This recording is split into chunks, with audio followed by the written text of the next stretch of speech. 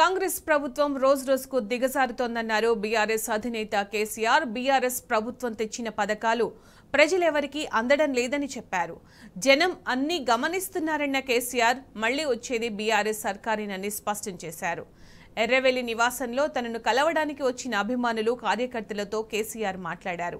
అందరినీ ఆప్యాయంగా పలకరిస్తూ వారితో ఫోటోలు దిగారు. అటు నియోజకవర్గాల వారీగా కార్యకర్తలు నేతలతో బీఆర్ఎస్ అధినేత కేసీఆర్ వరుస సమావేశాలు నిర్వహించనున్నారు.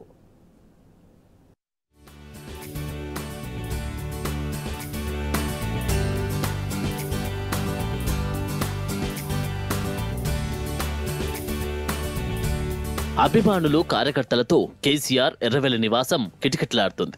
బీఆర్ఎస్ అధినేత తెలంగాణ తొలి ముఖ్యమంత్రి కేసీఆర్ ను కలవడానికి జనం పెద్ద సంఖ్యలో తరలివస్తున్నారు.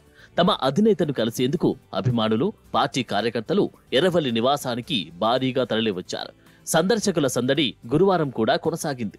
ముందస్తు సమాచారం మేరకు ఆర్మూర్, హుజురాబాద్ నియోజకవర్గాలకు చెందిన నేతలు, కార్యకర్తలు వందలాదిగా ఎర్రవెల్లిలోని కేసీఆర్ నివాసానికి వచ్చారు. తనను కలిసేందుకు వచ్చిన ప్రతి ఒక్కరిని కేసీఆర్ ఆప్యాయంగా పలకరిస్తూ వారితో ఫోటోలు దిగారు.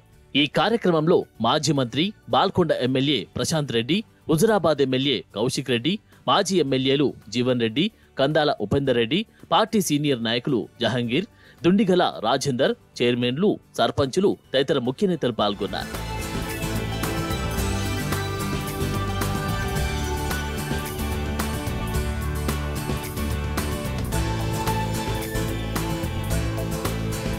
తనను కలిసేందుకు ఎర్రవెల్లి నివాసానికి వందలాదిగా తరలివచ్చిన ప్రజలను ఉద్దేశించి కేసీఆర్ ప్రసంగించారు. కాంగ్రెస్ ప్రభుత్వ పాలన రోజురోజుకు దిగజారుతుందని మండిపడ్డారు. గత బీఆర్ఎస్ ప్రభుత్వం కొనసాగించిన అనేక పథకాలు తమకు అందట్లేదని ప్రజలు ఆందోళన చెందుతున్నారని అన్నారు. సీఎంఆర్ఎఫ్, కళ్యాణ లక్ష్మి, కేసీఆర్ కిట్, రైతు బంధు అందట్లేదని చెప్పారు. తాగునీరు, సాగునీరు, విద్యుత్ సరఫరా కావట్లేదన్నారు. ఇవన్నీ ప్రజల మనస్సుల్లో రికార్డవుతున్నాయని కేసీఆర్ తెలిపారు. బీఆర్ఎస్ ప్రభుత్వం ఎంతో కష్టపడి దరికి తెచ్చిన తెలంగాణ రాష్ట్రం కాంగ్రెస్ పాలనలో దారి తప్పిందని కేసీఆర్ ఆవేదన వ్యక్తం చేశారు.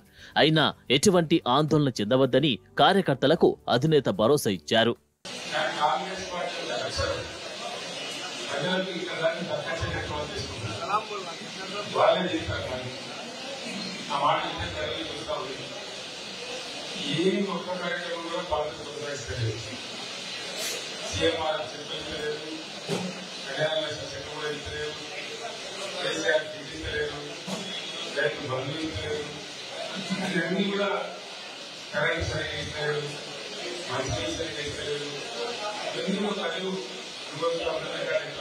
తెలంగాణ సాధన అనే మహోన్నత లక్ష్యం కోసం ప్రారంభమైన 15 ఏళ్ల ఉద్యమ ప్రయాణం గమ్యాన్ని చేరుకుందని కేసీఆర్ చెప్పారు.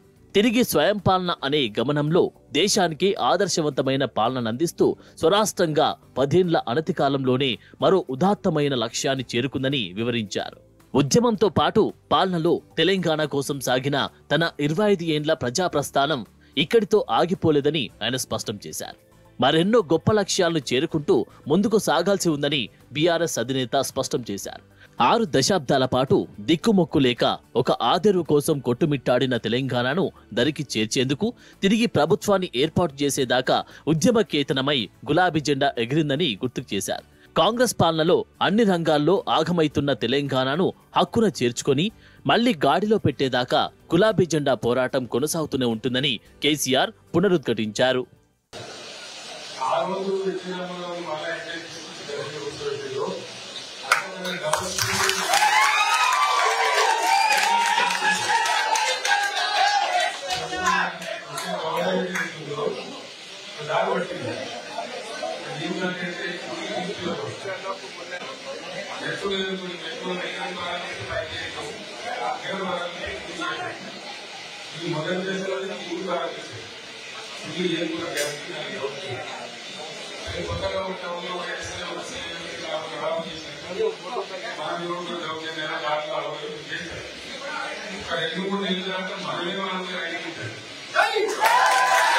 రాష్ట్రంలో కాంగ్రెస్ ప్రభుత్వ పాలన దిగజారుతుందన్నారు కేసీఆర్.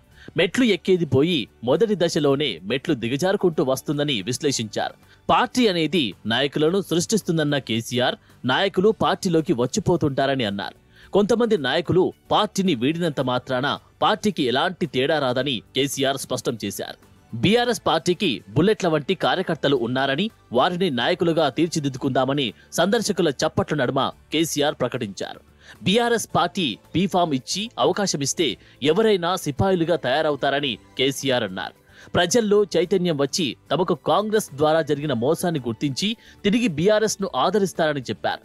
అప్పటిదాకా ఓపికతో ప్రజా సమస్యలపై దృష్టి సారించాలని, పట్టుదలతో ప్రజల నడుమే జీవించాలని కార్యకర్తలకు అధినేత కేసీఆర్ పిలుపునిచ్చారు. ఎంపిక చేసిన నియోజకవర్గాల వారీగా ముందస్తు సమాచారంతో నిర్దేశిత సమయం ప్రకారం కార్యకర్తలు, నేతలతో బీఆర్ఎస్ అధినేత కేసీఆర్ వరుస సమావేశాలు నిర్వహించనున్నారు. ఇందుకు సంబంధించి ఆయా నియోజకవర్గాల ఎమ్మెల్యేలు, మాజీ మంత్రులు, ఇన్ఛార్జీలకు ఇచ్చిన సమయం మేరకు అధినేతతో వరుస సమావేశాలు కొనసాగనున్నాయి.